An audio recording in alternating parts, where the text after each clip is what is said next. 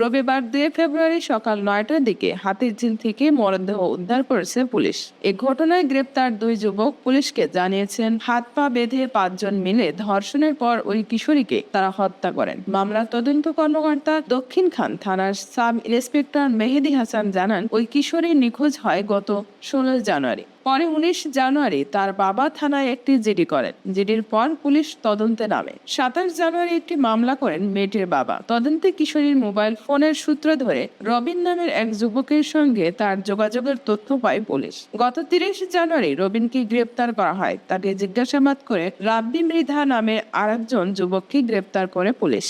এরপর দুজনকে সিএমএম আদালতে হাজির করা হয়। 2 দিন রিমান্ডে নিয়ে জিজ্ঞাসাবাদ করার অনুমতি দেন আদালত। রিমান্ডে তারা পুলিশের কাছে স্বীকার করেন 5 জন মিলে ওই কিশোরীকে ধর্ষণ করে হত্যা করে হাতিরঝিলে লাশ ফেলে দিয়েছেন। মেহেদী হাসান আরো জানান, রাব্বি ও রবিনের দেওয়া তথ্যের সূত্র ধরে রবিবার হাতিরঝিল থেকে ওই কিশোরীর মরদেহ উদ্ধার করেছে পুলিশ।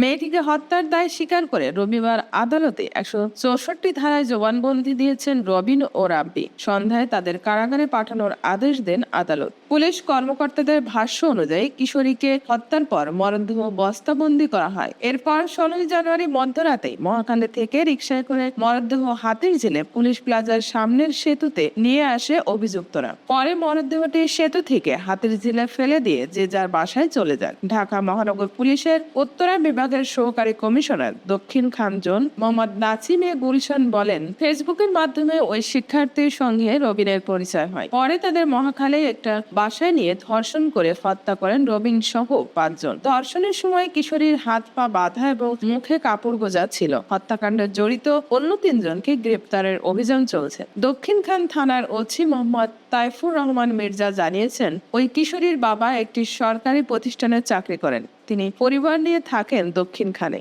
অভিযুক্ত রবিন পেশায় একজন গাড়ি চালক। রাব্বির নির্দিষ্ট কোনো পেশা নেই। অভিযুক্ত অন্য 3 জনও রবিনের পূর্ব পরিচিত। কিশোরীর বাবা বলেন, আমার স্বপ্ন ছিল মেয়েটি পড়ালেখা করে মানুষের মতো মানুষ হবে, কিন্তু এই সন্ধ্যার সময় আমি মেয়েকে কবরে শুয়ে দিচ্ছি। আমার মেয়ের মৃত্যুর জন্য দায়ী প্রত্যেককে দৃষ্টান্তমূলক শাস্তি দিতে হবে, যাতে তারা আর কোনো মেয়ের এমন নৃশংস হত্যাকাণ্ডের শিকার না হয়।